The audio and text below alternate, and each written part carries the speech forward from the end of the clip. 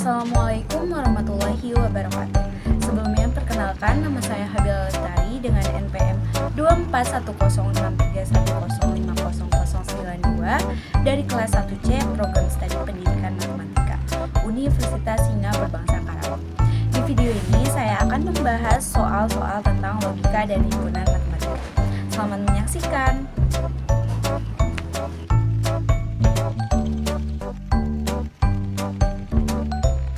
Baik, untuk nomor pertama yaitu buatlah tabel kebenaran dari P atau negasi Q maka R.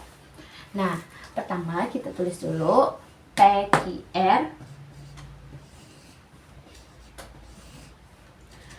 Dikarenakan di sini ada 3 variabel, untuk pernyataan benar salahnya itu berarti 2 pangkat 3, yaitu 8. Berarti untuk P-nya menjadi benar-benar, benar-benar, salah, salah, salah, salah. Dan untuk Q-nya benar-benar, salah, salah, benar-benar, salah, salah.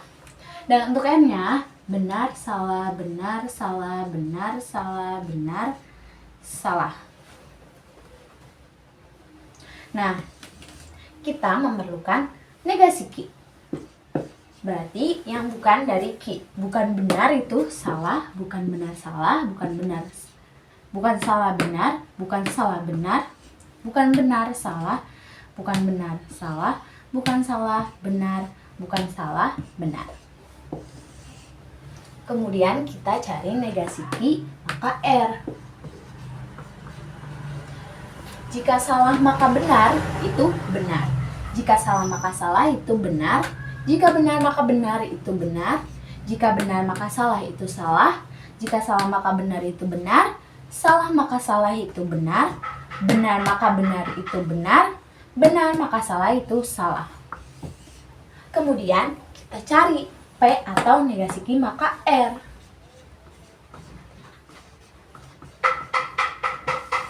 Nah, berarti jika yaitu benar atau benar itu benar, benar atau benar itu benar, benar atau benar itu benar, benar atau salah itu benar, salah atau benar itu benar, salah atau benar itu benar, salah atau benar itu benar, dan salah atau salah itu salah.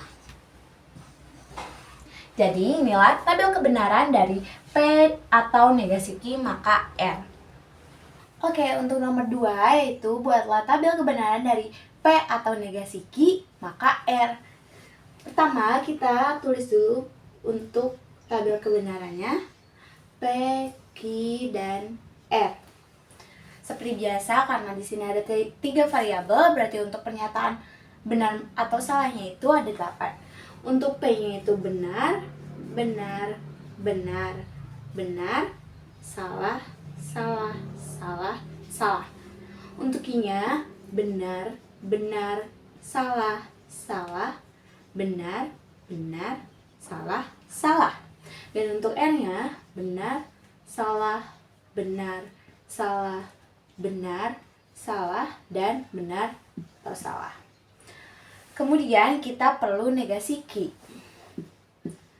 Negasi Q berarti yang bukan Q. Bukan benar itu salah, bukan benar itu salah, bukan salah itu benar, bukan salah itu benar, bukan benar itu salah, bukan benar itu salah, bukan salah itu benar, dan bukan salah itu benar. Kemudian kita cari P atau negasi Q. Untuk P atau negasi Q berarti benar atau salah itu benar, benar atau salah itu benar, benar atau benar itu benar, benar atau benar itu benar, salah atau salah itu salah, salah atau salah itu salah, salah atau benar itu benar, dan salah atau benar itu benar. Kemudian kita cari P atau negasi Q maka R. Berarti P atau negasi Q maka R. Jika benar maka benar itu benar. Jika benar maka salah itu salah. Jika benar maka benar itu benar. jika benar maka salah itu salah, jika salah maka benar itu benar, jika salah maka salah itu benar, jika benar maka benar itu benar, dan jika benar maka salah itu salah. Jadi inilah tabel kebenaran dari P atau negasi Q maka R. Oke, selanjutnya yaitu nomor 3, yaitu buatlah bentuk converse, inverse, dan kontrapositif dari pernyataan jika maka berikut. Yaitu, jika dia merasa sehat, maka dia akan pergi ke bioskop atau ke pantai. Nah, sebelum menjawab pertanyaan ini, kita harus mengetahui bentuk inverse, converse, dan kontrapositif. Untuk inverse, bentuknya itu adalah negasi P, maka negasi Q. Dan untuk bentuk converse, bentuknya adalah jika Q, maka P. Dan untuk kontrapositif,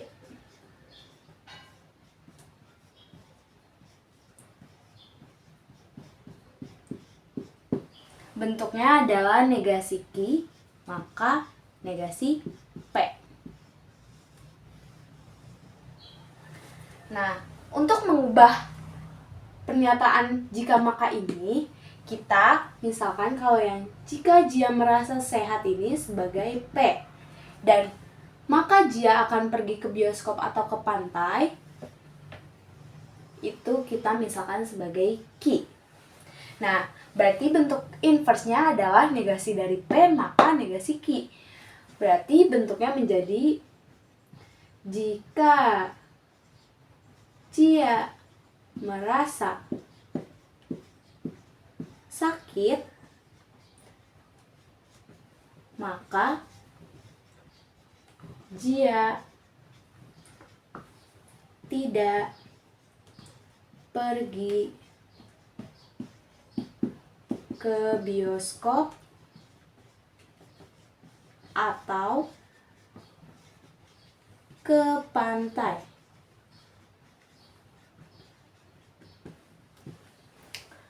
Nah, bentuk inverse-nya menjadi jika dia merasa sakit.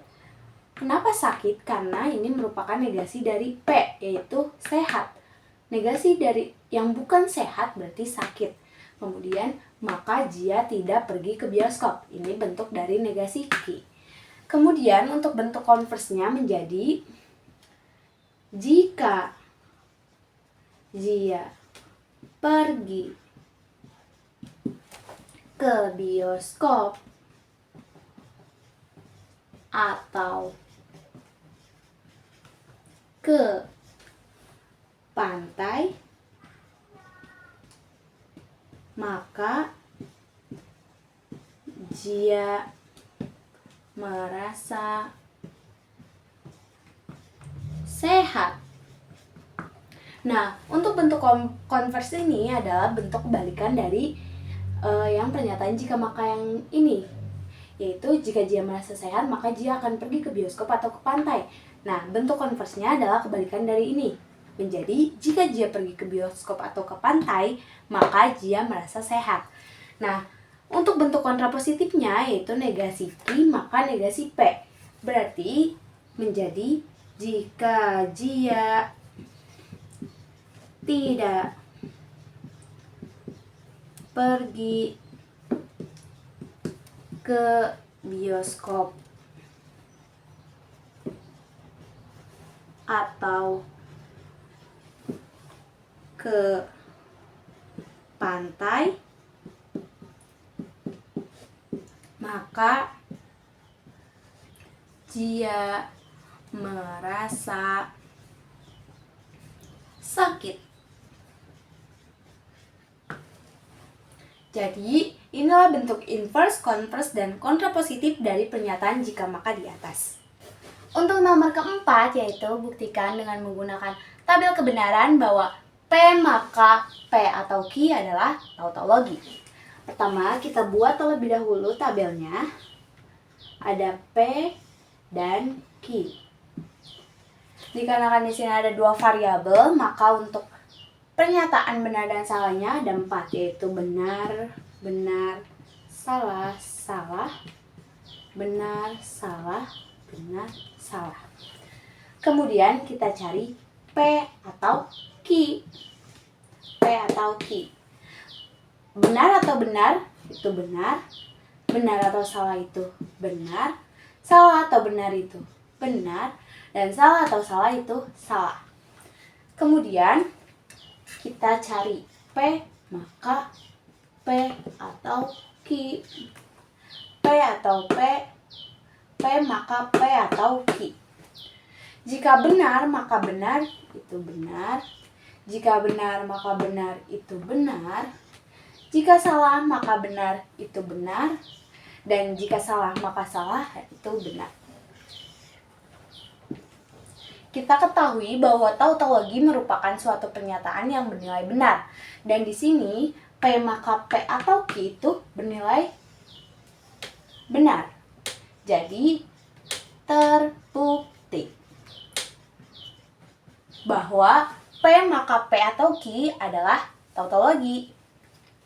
Untuk pertanyaan nomor 5 yaitu buktikan P dan Q maka R ekuivalensi dengan negasi P atau Q maka R menggunakan sifat-sifat dasar dari ekuivalensi logika. Untuk menjawabnya, pertama kita tuliskan terlebih dahulu buktikan P dan Q maka R itu ekuivalensi dengan negasi P atau Q maka R. Nah, untuk menjawab soal ini kita perlu perhatikan ruas sebelah kiri. Yang ini. Perhatikan ruas kiri. Kita tulis kembali bentuk pernyataannya yaitu P dan Q maka R.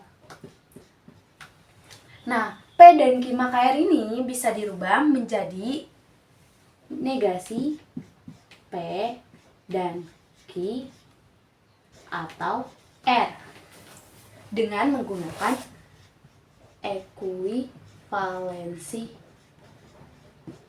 logika. Ekuivalensi logika dari pernyataan implikasi. Kemudian dari bentuk ini kita bisa ubah menjadi negasi P atau negasi Q atau R menggunakan hukum De Morgan.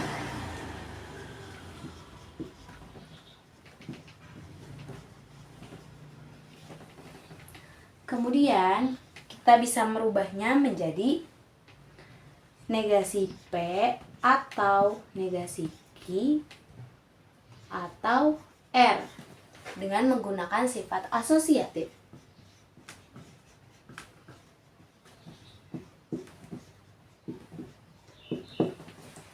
Nah, kita bisa ubah kembali menjadi negasi P atau Q maka R.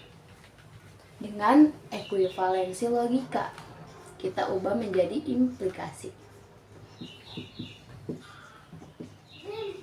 Kita ubah menjadi implikasi. Jadi, terbukti. Yang keenam yaitu buktikan P dan Q dan negasi R atau P dan negasi Q dan negasi R ekuivalensi dengan P dan negasi R menggunakan sifat-sifat dasar ekuivalensi logika. Oke, berarti buktikan P dan Q dan negasi R atau P dan negasi Q dan negasi R ekuivalensi dengan P dan negasi R. Untuk menjawab soal ini, langkah pertama adalah perhatikan ruas kiri terlebih dahulu. Perhatikan ruas kiri. Kita tulis kembali bentuk pernyataannya yaitu P dan Q dan negasi R atau P dan negasi Q dan negasi R. Nah, kita bisa merubah bentuk ini menjadi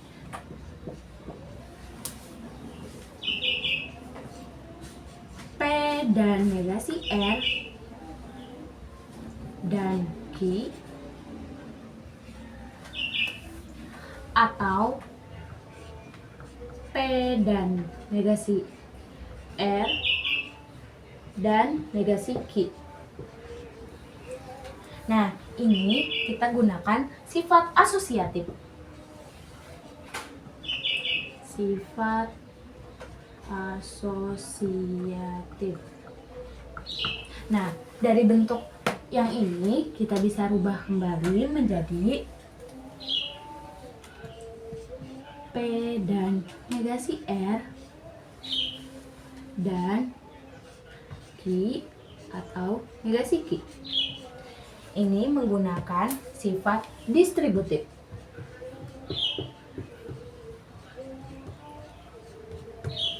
Nah, kemudian seperti yang kita ketahui di sifat tautologi bahwa Q dan negasi Q itu merupakan tautologi. Sehingga menjadi P dan negasi R dan tautologi. Nah, ini ada di sifat tautologi yang keempat. Nah, kemudian dari P dan negasi R dan tautologi ini bisa disimpulkan menjadi P dan negasi R. Ini adalah sifat tautologi yang kedua. Sehingga terbukti.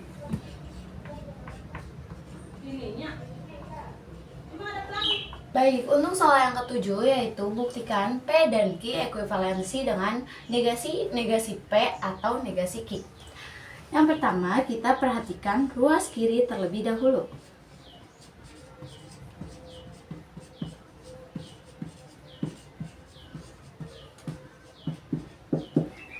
Kita tulis kembali bentuk pernyataannya yaitu P dan Q. Menggunakan sifat double negatif, kita bisa ubah menjadi negasi P dan Q.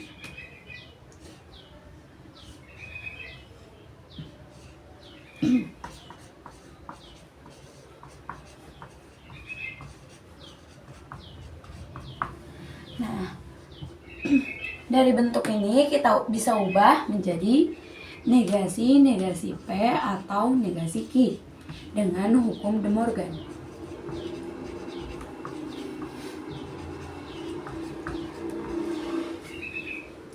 Sehingga bentuk ini sesuai dengan bentuk yang ini. Jadi terbukti.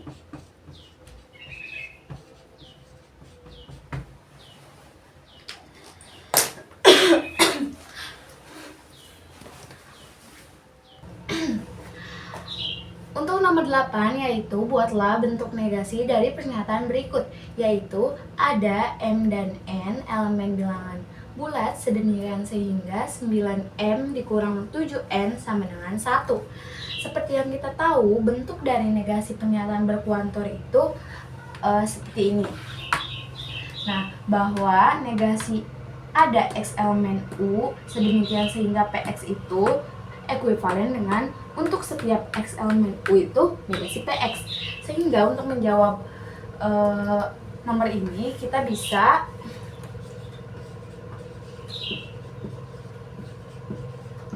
sehingga untuk setiap M dan N elemen bilangan Z sedemikian sehingga 9N dikurang 7N bukan sama dengan 1. Jadi, bentuk negasi dari pernyataan di atas adalah untuk setiap M dan N elemen bilangan bulat sedemikian sehingga 9M dikurang 7N bukan sama dengan 1.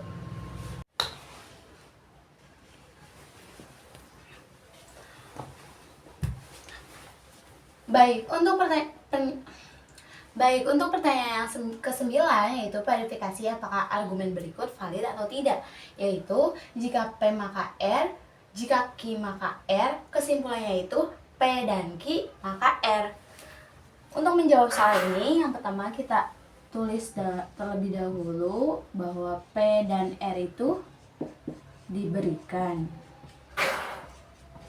Kemudian Q dan R juga diberikan. Yang ketiga, kita bisa mengubah bentuk ini menjadi negasi P atau R dengan menggunakan ekuivalensi logika. Kemudian yang kedua juga kita ubah menjadi negasi Q atau R dengan ekuivalensi logika juga. Kemudian kita ubah menjadi negasi P atau R dan negasi Q atau R menggunakan 3 dan 4 itu pakai obtain. Ya berisik, abangnya berisik nih. Baik, untuk pertanyaan yang ke-9 yaitu verifikasi apakah argumen berikut valid atau tidak.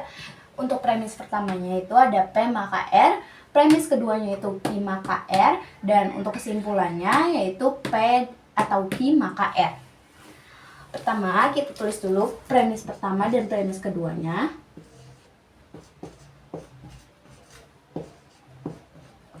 Dengan keterangan diberikan.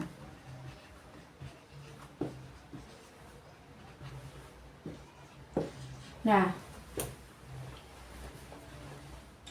dengan menggunakan ekuivalensi logika, kita bisa merubah bentuk yang pertama ini menjadi negasi P atau R menggunakan ekuivalensi logika. Kemudian, kita juga bisa merubah bentuk yang kedua menjadi negasi Q atau R menggunakan ekuivalensi logika. Kita bisa menggunakan obtaining N sehingga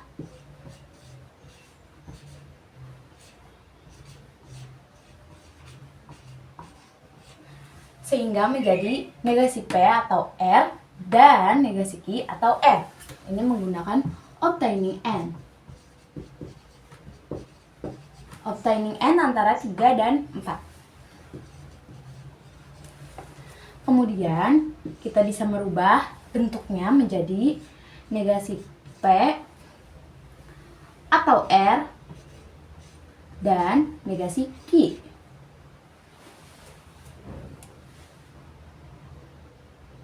Oh, salah. Ada dikit.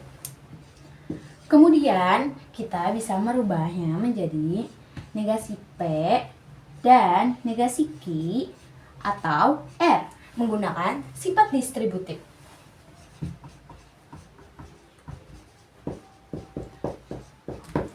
Kemudian dengan menggunakan hukum De Morgan, kita bisa merubah bentuk yang keenam ini menjadi negasi P atau Q atau R.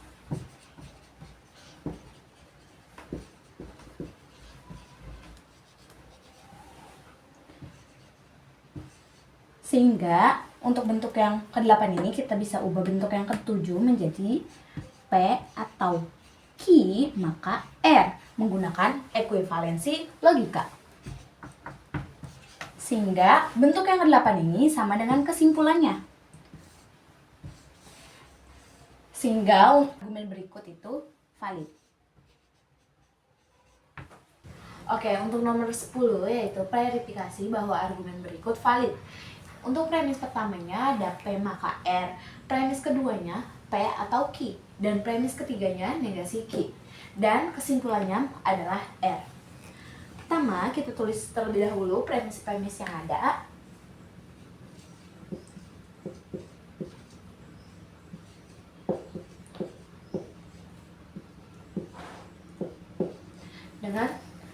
Dengan keterangan diberikan.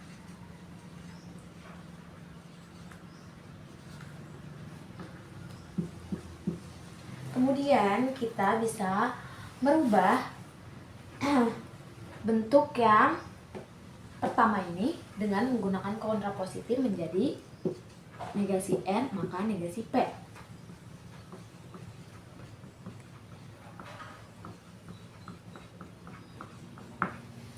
Kemudian kita bisa ubah yang dari bentuk yang kedua ini menjadi negasi P maka Q menggunakan ekuivalensi logika.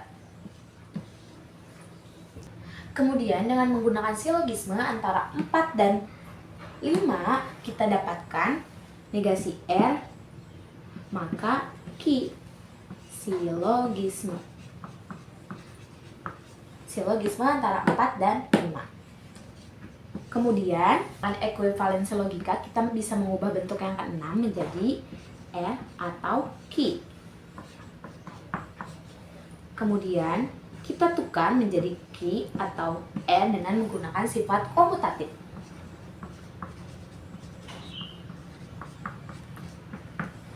Kemudian dengan ekuivalensi logika kita bisa merubahnya menjadi negasi Q maka R.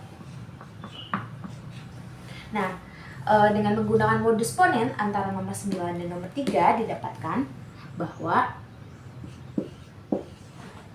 R dengan menggunakan modus ponen. Jadi, argumen berikut adalah valid. Oke, untuk pertanyaan yang ke-11 yaitu verifikasi apakah argumen berikut valid atau tidak, yaitu N is finite or Z min is finite. Z min is infinite. Kesimpulannya N is finite. Nah, untuk menjawab soal ini kita misalkan bahwa N is finite ini sebagai P. Or ini yaitu atau, dan Z min is finite ini kita misalkan dia Q. Untuk premis keduanya, Z min is infinite. Nah, berarti ini kebalikan dari yang ini. Berarti kita misalkan dia negasi Q. Nah, kesimpulannya adalah N is finite. Kesimpulannya adalah P. Nah, jika kita tulis kembali di bawah, bentuknya menjadi P atau Q. Premis keduanya negasi Q. Kesimpulannya adalah P. Nah, kita tulis terlebih dahulu untuk premis pertama dan yang keduanya.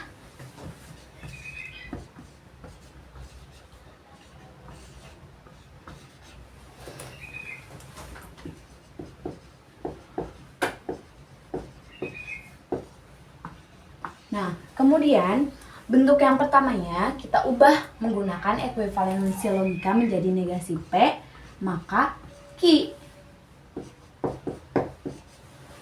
Oke, dengan menggunakan modus tollens antara 3 dan 2, kita dapatkan negasi P.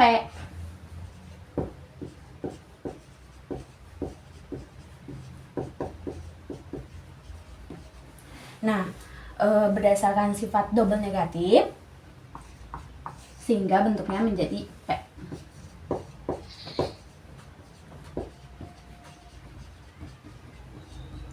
Sehingga argumen berikut ini bisa dikatakan valid.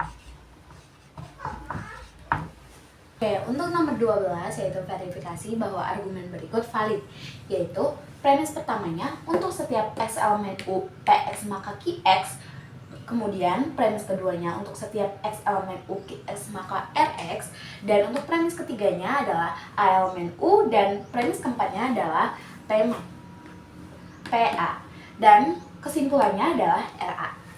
Nah, pertama kita tulis premis-premis yang ada terlebih dahulu.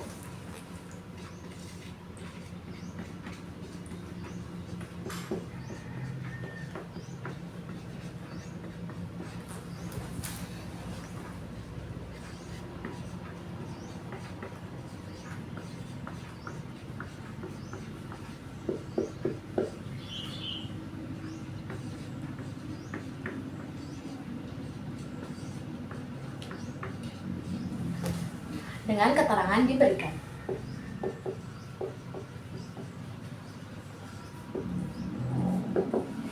Nah, kemudian kita bisa merubah antara 1 dan 3 dengan menggunakan spesifikasi menjadi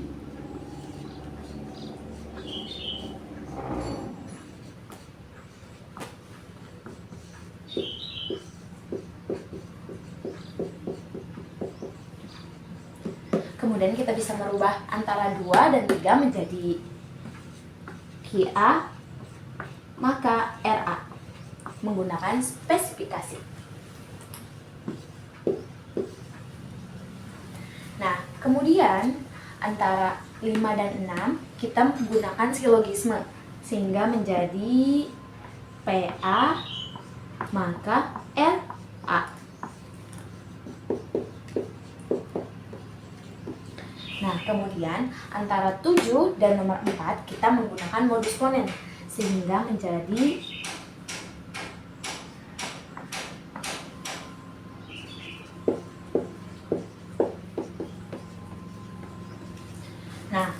jadi dapat disimpulkan bahwa argumen ini adalah valid karena kesimpulan dan hasil akhirnya itu sama. Baik, untuk nomor 13 yaitu verifikasi apakah argumen berikut valid atau tidak. Yaitu untuk premis pertamanya untuk setiap X elemen U PX atau QX, premis keduanya untuk setiap X elemen U negasi PX, dan kesimpulannya adalah untuk setiap X elemen U negasi QX. Pertama, kita tulis premis-premis yang ada terlebih dahulu.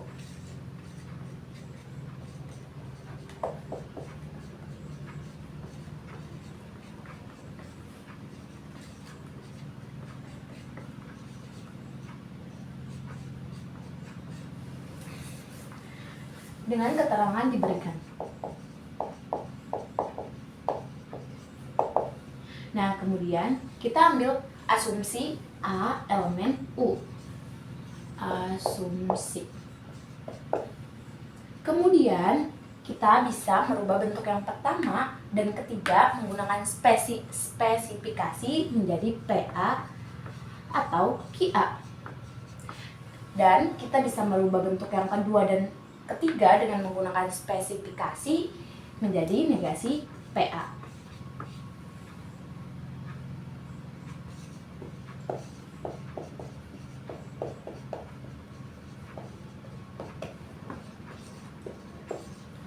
Nah, kemudian dengan menggunakan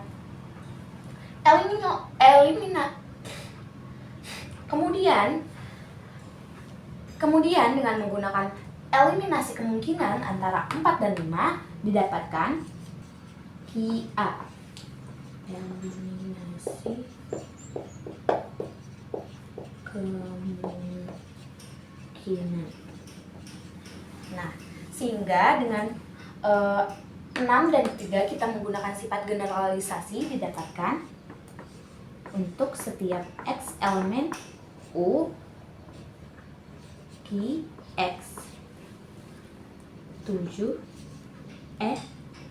nomor 6 dan 3 generalisasi, sehingga dapat disimpulkan bahwa argumen berikut adalah invalid atau tidak valid karena berbeda dengan kesimpulannya. 14 yaitu buktikan bahwa A irisan B komplement itu sama dengan A komplement gabung B komplement. Nah, pertama ambil sembarang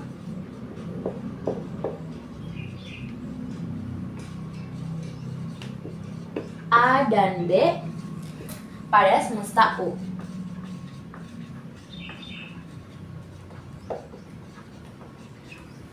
Kemudian kita ambil sembarang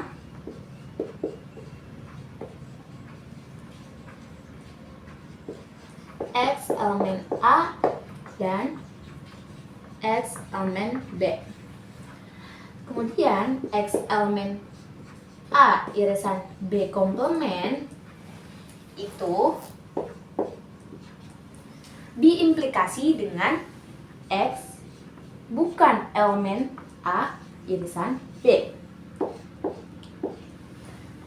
Bisa kita ubah menjadi negasi X elemen A irisan B.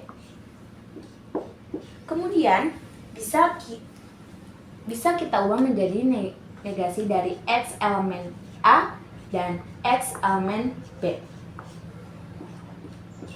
Kemudian bisa kita ubah kembali menjadi negasi X elemen A atau negasi X elemen B. Kita buat negasi X bukan elemen A atau negasi X bukan elemen B. Sama aja kayak negasi X elemen A atau negasi X elemen B. Nah, dari sini kita bisa simpulkan bahwa X elemen A bukan elemen A atau X bukan elemen B, karena ada sifat double negatif. Kemudian, berarti jika X bukan elemen A, maka X elemen A komplement atau X elemen B komplement. Sehingga X elemen A komplement gabung X elemen B komplement. Jadi terbukti bahwa A irisan B komplement itu sama dengan A komplement gabung B komplement. Untuk soal ke-15 yaitu buktikan dengan induksi matematika bahwa untuk setiap N lebih besar sama dengan 3 berlaku N kuadrat plus 1 lebih besar sama dengan 3N. Untuk menjawab soal ini, kita perlu langkah basis.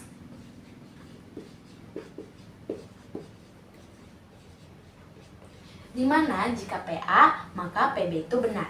Nah, langkah basisnya itu kita untuk N sama dengan 3, karena di sini N-nya itu lebih besar sama dengan 3. Jadi untuk PA-nya itu sama dengan 3, PA-nya itu sama dengan N kuadrat plus 1 lebih besar sama dengan 3N. N kuadrat plus 1 lebih besar sama dengan 3N.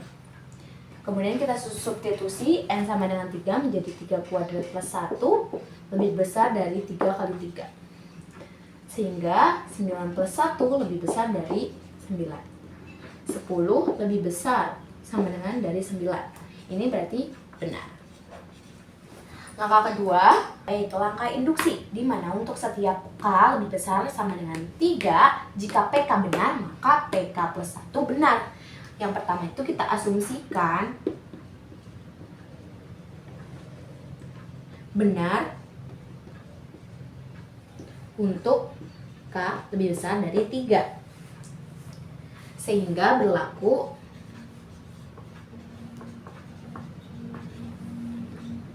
PK sama dengan K kuadrat plus 1 lebih besar sama dengan 3K. Nah, yang kedua akan ditunjukkan atau dibuktikan bahwa PK plus 1 benar. Sehingga K plus 1 kuadrat plus 1 lebih besar dari 3K plus 1. Nah, pertama kita perhatikan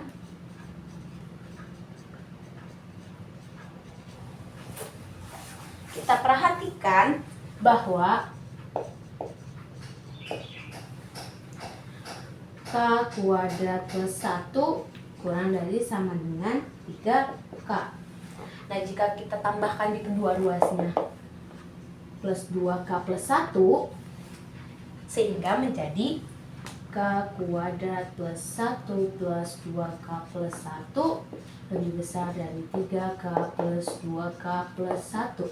Sehingga menjadi K kuadrat plus 2K plus 2 kurang dari 5K plus 1.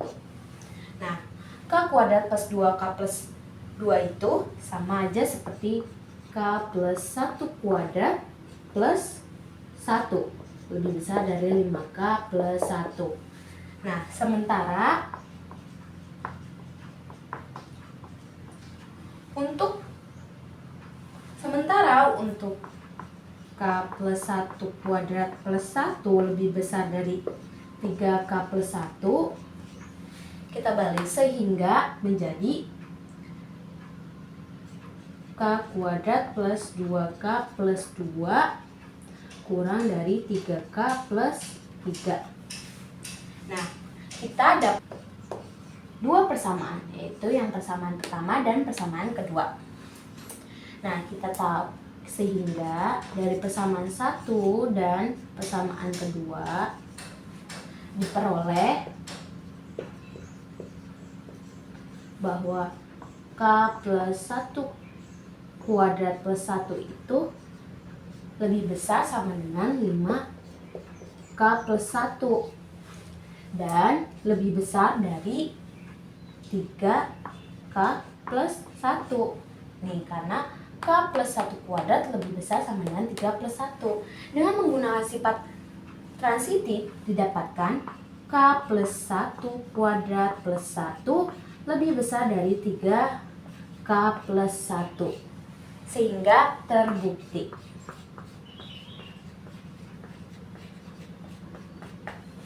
Soal ke-16 yaitu buktikan dengan menggunakan induksi matematika bahwa untuk setiap N lebih besar sama dengan 1 berlaku sigma I sama dengan N kali 2N plus 1 dengan I sama dengan 1 hingga 2N.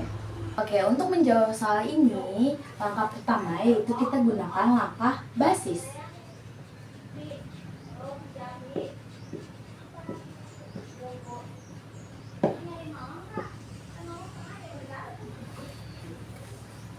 Yaitu sigma I sama dengan N dikali 2N plus 1 dengan I sama dengan 1 hingga 2N. Nah, langkah basis ini untuk N sama dengan 1. Nah, kita ketahui bahwa I di sini sama dengan 1 dan batas atasnya itu 2N. Nah, N-nya itu sama dengan 1 sehingga 2 dikali 1 itu 2. Sehingga 1 ditambah 2 sama dengan 1 dikali 2 dikali 1 plus 1. Sehingga 3 sama dengan 1 dikali 3. 3 sama dengan 3. Sehingga P1 benar. Nah, untuk langkah selanjutnya kita gunakan langkah induksi.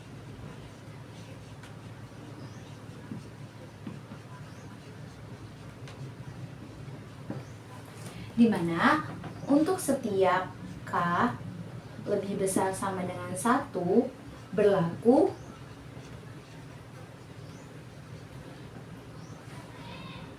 sigma I sama dengan K kali 2K plus 1 dengan I sama dengan 1 hingga 2K.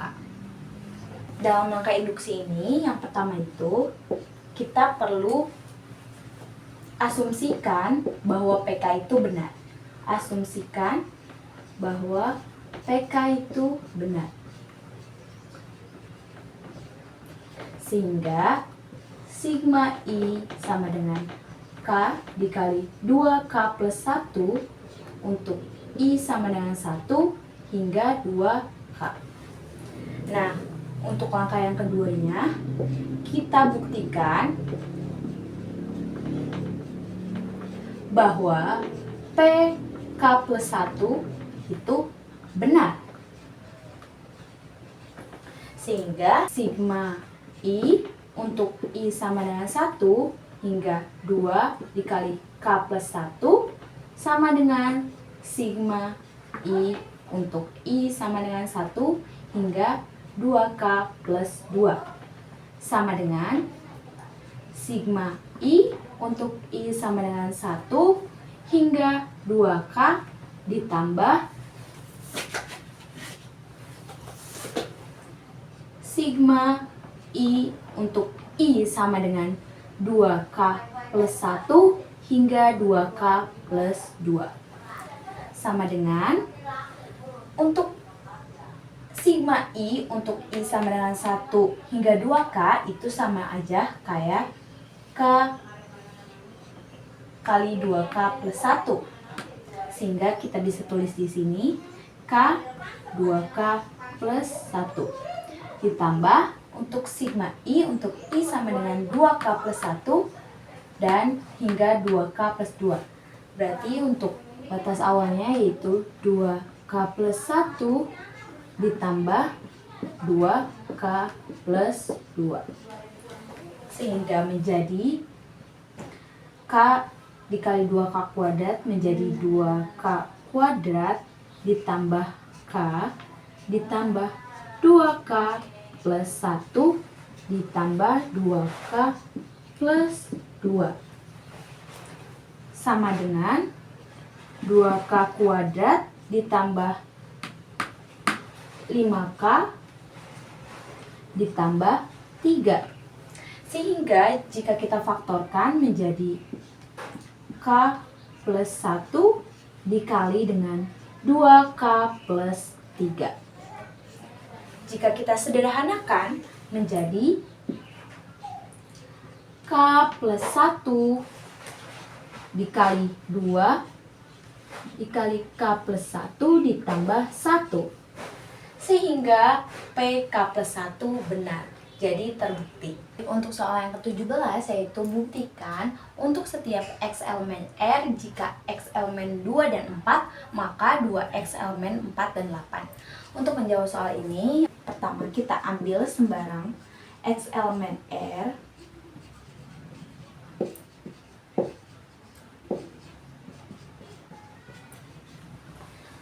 Misalnya X elemen 2 dan 4. Maka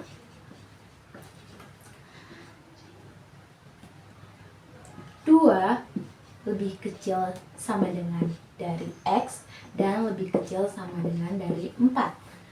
Nah, untuk mengetahui jika X elemen 2,4 maka 2X elemen 4 kali 8, kita bisa kalikan dengan 2 semua ruas. Sehingga menjadi 2 dikali 2 kurang dari sama dengan X dikali 2 dan kurang dari sama dengan 4 dikali 2. Sehingga 4 kurang dari sama dengan 2X kurang dari sama dengan 8. Sehingga 2X merupakan elemen 4,8. Jadi terbukti. Untuk nomor 18 yaitu buktikan A cross C sama dengan B cross C jika dan hanya jika A sama dengan B. Nah, untuk menjawab soal ini kita bisa menggunakan pembuktian diimplikasi, yaitu dengan syarat jika A cross C sama dengan B cross C, maka A sama dengan B. Dan yang kedua, jika A sama dengan B, maka A cross C sama dengan B cross C. Yang pertama, kita buktikan dulu panah yang arah kiri terlebih dahulu, yaitu kita asumsi bahwa A cross C sama dengan B cross C. Artinya, dari definisi cross itu berarti X elemen A dan X elemen C sama dengan X elemen B, X elemen C. Nah, kita tahu bahwa X elemen C itu sama dengan X elemen C, sehingga bisa kita simpulkan bahwa X elemen A sama dengan X elemen B. Sehingga A sama dengan B. Terbukti. Untuk arah yang pertama terbukti. Kemudian kita buktikan arah yang kedua, yaitu kita asumsikan bahwa A sama dengan B. Nah, artinya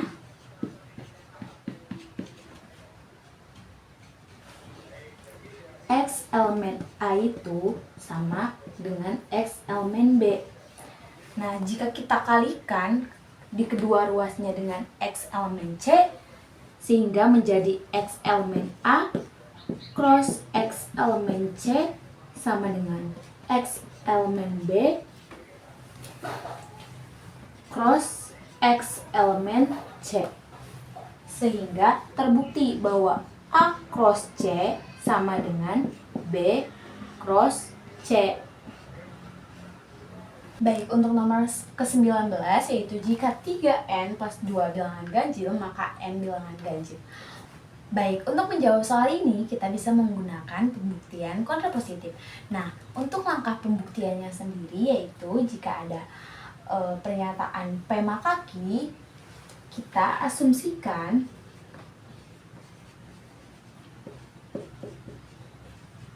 negasi Q. Nah, di mana yang 3n bilangan ganjil ini merupakan P dan n bilangan ganjil ini merupakan Q.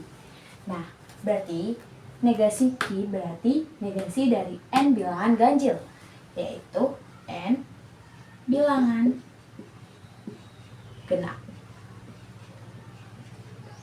Nah, selanjutnya itu buktikan atau tunjukkan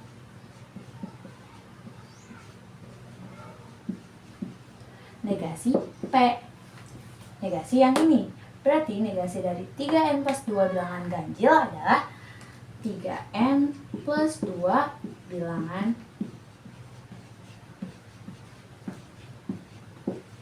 genap. Nah, untuk buktinya, yang pertama kita ambil sembarang n.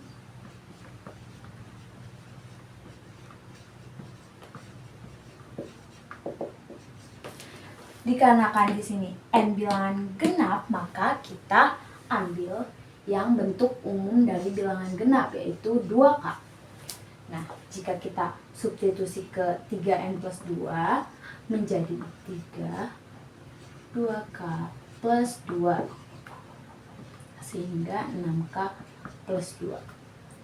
Nah, bentuk ini kita ubah ke bentuk seperti ini, sehingga menjadi 2 dikali 3K plus 1. Nah, yang ini bisa kita misalkan dengan variabel lain, contohnya n jadi 2n. Nah, jadi 3n plus 2 itu menghasilkan bilangan genap. Jadi, dapat disimpulkan bahwa 3n plus 2 itu sama dengan bilangan genap. Jadi, terbukti. Baik, untuk nomor 20 yaitu diketahui m sama dengan 2, 4, 9, dan 15. Dan n sama dengan 2, 3, 5, dan 6. Definisikan m relasi n jika dan hanya jika m kelipatan dari n.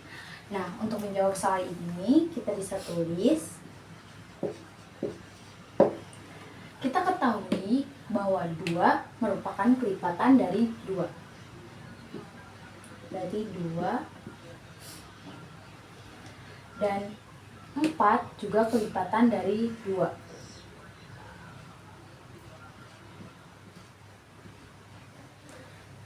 Kemudian ada 9 yang merupakan kelipatan dari 3.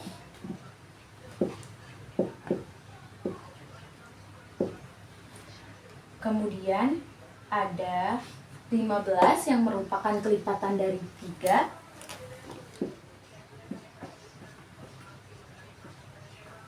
Dan 15 kelipatan dari 5.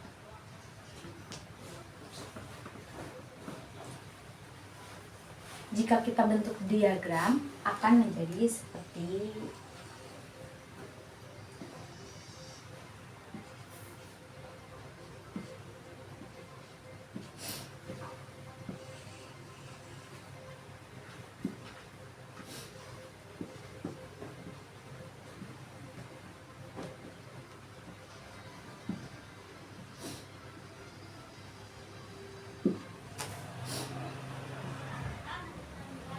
dua merupakan kelipatan dari 2.